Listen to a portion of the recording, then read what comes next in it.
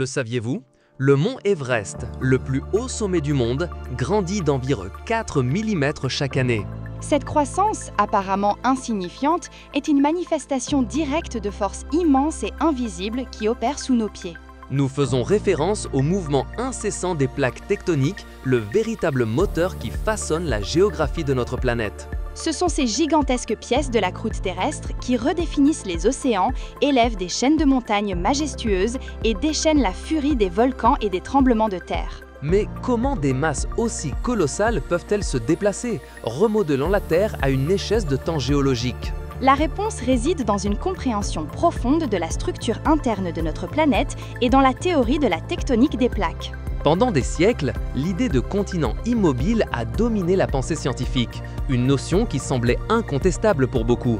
Cependant, la surprenante coïncidence des lignes côtières entre des continents comme l'Amérique du Sud et l'Afrique suggérait une connexion plus intime. C'est au début du XXe siècle que le météorologue allemand Alfred Wegener a proposé l'audacieuse hypothèse de la dérive des continents.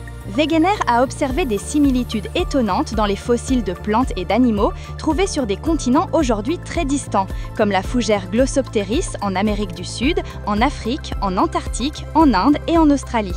Il a également noté des schémas géologiques tels que les formations rocheuses identiques trouvées sur les côtes du Brésil et de l'Afrique de l'Ouest, suggérant une origine commune. Il a fait valoir que dans le passé lointain, tous les continents étaient unis en un seul supercontinent qu'il a appelé Pangée, ce qui signifie toute la Terre. La désintégration de la Pangée et le déplacement ultérieur de ces fragments expliquaient la distribution actuelle des masses terrestres. Malgré la solidité de ces preuves, la communauté scientifique de l'époque s'est montrée sceptique, principalement parce que Wegener n'a pas pu identifier le mécanisme moteur d'un tel mouvement. La question fondamentale était: quelle force pourrait être suffisamment puissante pour déplacer des continents entiers à travers les océans? Le concept de la tectonique des plaques, qui a émergé des décennies plus tard, a fourni la pièce manquante au puzzle de Wegener.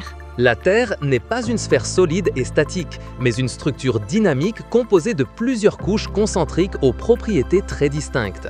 Au centre, nous trouvons le noyau interne, une sphère solide de fer et de nickel avec des températures qui dépassent les 5000 degrés Celsius, comparables à la surface du Soleil. Entourant ce noyau interne se trouve le noyau externe, une couche liquide composée principalement de fer en fusion, dont le mouvement génère le champ magnétique terrestre. Au-dessus du noyau externe se trouve le manteau, la couche la plus volumineuse de la Terre qui s'étend sur environ 2900 km de profondeur. Le manteau est composé de roches denses et visqueuses qui, bien que solides, se comportent comme un fluide sur des échelles de temps géologiques en raison des températures et des pressions extrêmes. Et enfin, dans la couche la plus externe, on trouve la croûte terrestre, qui est la surface où nous vivons et la plus mince de toutes. Mais ce n'est pas toute la croûte qui bouge, c'est une combinaison de la croûte et de la partie supérieure du manteau rigide qui forme ce que nous appelons la lithosphère. La lithosphère est une couche rigide et cassante, avec une épaisseur moyenne qui varie entre 100 et 200 km. C'est cette lithosphère qui est fragmentée en grandes sections irrégulières,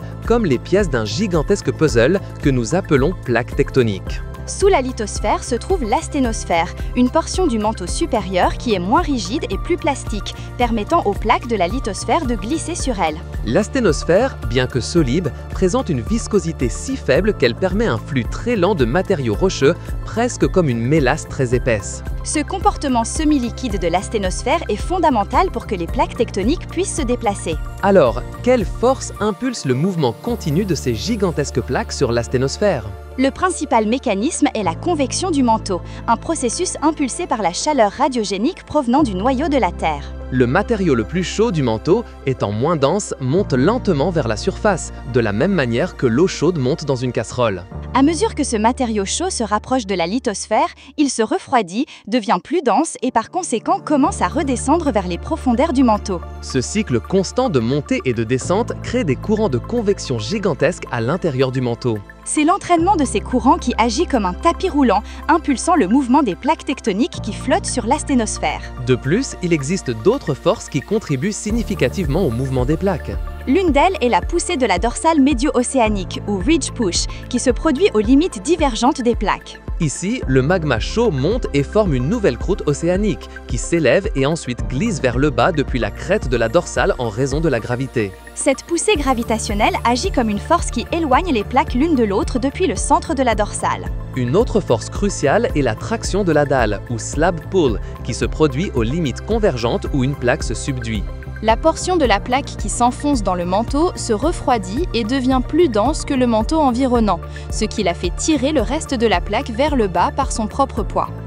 Cet effet d'entraînement gravitationnel est considéré par de nombreux scientifiques comme la force la plus puissante dans le mouvement des plaques. Il existe également l'entraînement de la dalle, ou succion de dalle, qui est une force qui se génère lorsqu'une plaque en subduction entraîne le manteau environnant, créant une succion qui tire la plaque supérieure. La combinaison de toutes ces forces, travaillant ensemble, est ce qui orchestre la danse millénaire des plaques tectoniques. Les géologues ont classé les limites entre les plaques en 3 types principaux, chacun avec des caractéristiques et des phénomènes géologiques distinctifs. Le premier type est la limite divergente, où les plaques se séparent l'une de l'autre. À ces limites, le magma du manteau remonte pour remplir l'espace vide, créant une nouvelle croûte terrestre. Un exemple remarquable de limite divergente est la dorsale médio-atlantique, une chaîne de montagnes sous-marines qui s'étend sur environ 16 000 km au centre de l'océan Atlantique. Dans cette dorsale, les plaques eurasiennes et nord-américaines, et africaines et sud-américaines, se séparent continuellement à un rythme d'environ 2,5 cm par an. Ce taux est similaire à la vitesse à laquelle nos ongles poussent. L'activité volcanique est commune le long des dorsales océaniques, bien que la plupart de ces éruptions se produisent sous l'eau et passent inaperçues à l'œil humain. Un cas fascinant de divergence est l'Islande, qui repose directement sur la dorsale médio-atlantique et est l'un des rares endroits où cette dorsale est visible au-dessus du niveau de la mer. En Islande, il est possible d'observer des fissures, des fentes et une activité géothermique qui sont le résultat direct de la séparation des plaques. Un autre exemple de limite divergente, cette fois sur Terre, est le Grand Rift Valley d'Afrique de l'Est. Dans cette région, la plaque africaine se divise en deux, la plaque somalienne à l'est et la plaque nubienne à l'ouest. Le Rift Valley est une série de dépressions et de volcans qui s'étend sur des milliers de kilomètres du Mozambique à l'Éthiopie. À une vitesse d'environ 6 mm par an, cette séparation finira par créer un nouvel océan, un processus qui prendra des millions d'années. Ce processus de rifting continental est associé à une intense activité sismique et volcanique comme le mont Kilimandjaro et le mont Kenya. Le deuxième type de limite est la limite convergente, où les plaques entrent en collision ou se rapprochent l'une de l'autre. Les limites convergentes sont les scènes de certains des phénomènes géologiques les plus spectaculaires et violents de la Terre. Il existe 3 sous-types de limites convergentes, en fonction de la nature des plaques qui interagissent. Premièrement, nous avons la convergence océanique continentale, où une plaque océanique entre en collision avec une plaque continentale. Étant donné que la plaque océanique est plus dense, elle s'enfonce ou subduit sous la plaque continentale.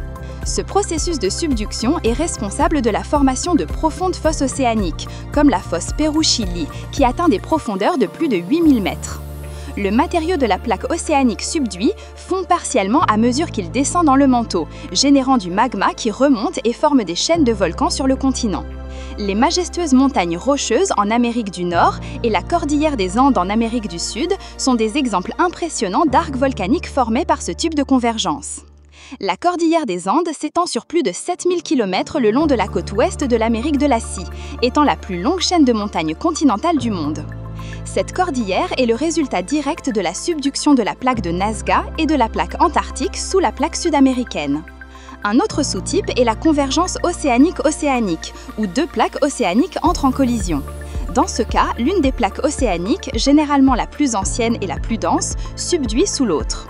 Cela donne lieu à la formation d'une fosse océanique profonde et à une chaîne de plaques volcaniques parallèles à la fosse, connue sous le nom d'arc insulaire.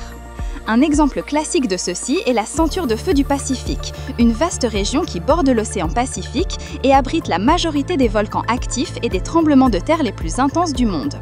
La ceinture de feu est le résultat de la subduction de plusieurs plaques océaniques sous des plaques continentales et d'autres plaques océaniques environnantes. Les îles Mariannes dans le Pacifique occidental, avec la fosse des Mariannes, le point le plus profond connu de la Terre avec près de 11 000 mètres de profondeur, sont un exemple d'arc insulaire formé par convergence océanique-océanique. Les îles Aléoutiennes en Alaska et les îles japonaises sont également des arcs d'îles volcaniques qui illustrent parfaitement cette dynamique. Enfin, nous avons la convergence continentale-continentale, qui se produit lorsque deux plaques continentales entrent en collision. Étant donné que la croûte continentale est moins dense que la croûte océanique, aucune des plaques ne subduit de manière significative. Au lieu de cela, la collision entraîne une immense compression et un plissement des roches, ce qui conduit à la formation des chaînes de montagnes les plus hautes et les plus étendues de la planète. L'exemple le plus spectaculaire de ce type de limite est la formation de l'Himalaya, la plus haute chaîne de montagnes du monde qui continue de s'élever aujourd'hui. L'Himalaya est le résultat de la collision entre la plaque indienne et la plaque eurasienne, un processus qui a commencé il y a environ 50 millions d'années. Le mont Everest, avec une altitude de 8848 mètres et 86 cm au-dessus du niveau de la mer, continue de croître d'environ 4 mm. La force de cette collision est si immense que la plaque indienne se ferait un chemin sous la plaque eurasienne, soulevant la surface terrestre à des hauteurs sans précédent. Les chaînes de montagnes des Alpes en Europe et les monts Oural qui divisent l'Europe et l'Asie sont également le résultat d'anciennes collisions continentales. Le troisième type de limite de plaque est la transformante, également connue sous le nom de limite de faille transformante. À ces limites, les plaques glissent latéralement l'une à côté de l'autre, sans créer ni détruire de croûte. Contrairement aux limites divergentes ou convergentes, l'interaction principale ici est le frottement et la tension entre les plaques. La faille de San Andreas en Californie aux États-Unis est l'exemple le plus célèbre et le plus étudié d'une limite transformante. Dans cette faille, la plaque du Pacifique glisse vers le nord-ouest par rapport à la plaque nord-américaine qui se déplace vers le sud-est. Le mouvement relatif le long de la faille de San Andreas est d'environ 3 à 6 cm par an. Ce glissement n'est ni doux ni continu, mais la tension s'accumule le long de la faille pendant de longues périodes.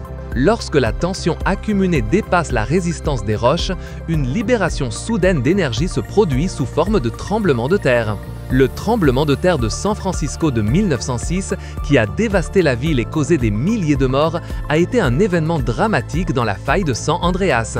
Un autre tremblement de terre important, celui de Loma Prieta en 1989, a également son origine dans cette faille, causant des dommages considérables dans la région de la baie de San Francisco. Les limites transformantes sont également fréquentes dans les océans, reliant des segments de dorsales médio-océaniques. Les fractures transversales observées dans les dorsales océaniques sont en réalité des failles transformantes qui permettent le mouvement différentiel entre les segments des dorsales qui se développent à des vitesses différentes. Le mouvement des plaques tectoniques est la cause directe de la plupart des tremblements de terre que nous connaissons à la surface de la Terre. Un tremblement de terre est la vibration de la Terre produite par une libération soudaine d'énergie accumulée dans les roches de la croûte. Cette énergie est libérée lorsque les roches le long d'une faille, qui est une fracture dans la croûte terrestre, se brisent et glissent soudainement. La magnitude d'un tremblement de terre est mesurée à l'aide de l'échelle de magnitude de moment, qui a remplacé l'ancienne échelle de Richter et est une mesure plus précise de l'énergie libérée. Une augmentation d'1 point sur l'échelle de magnitude de moment représente une libération d'énergie environ 32 fois supérieure. Le tremblement de terre le plus puissant enregistré dans l'histoire moderne s'est produit au Chili en 1960, atteignant une magnitude de 9,5. Ce mégaséisme, connu sous le nom de Grand tremblement de terre de Valdivia, a causé des tsunamis dévastateurs qui ont affecté non seulement les côtes chiliennes, mais aussi des lieux aussi éloignés que Hawaï, le Japon et les Philippines. Un autre séisme de grande magnitude a été le tremblement de terre et le tsunami de Tohoku au Japon en 2011 avec une magnitude de 9,1. Cet événement a généré des vagues de tsunami allant jusqu'à 40 mètres de hauteur dans certaines zones, causant une immense dévastation et l'urgence nucléaire de Fukushima. L'activité volcanique est un autre phénomène étroitement lié à la tectonique des plaques. La plupart des volcans se forment aux limites des plaques convergentes, où le magma remonte à la surface, ou aux limites divergentes où se forme une nouvelle croûte. Les volcans sont des ouvertures dans la croûte terrestre à travers lesquelles le magma, les cendres et les gaz émergent de l'intérieur de la planète. La composition du magma et la quantité de gaz dissous dans celui-ci déterminent la nature de l'éruption volcanique.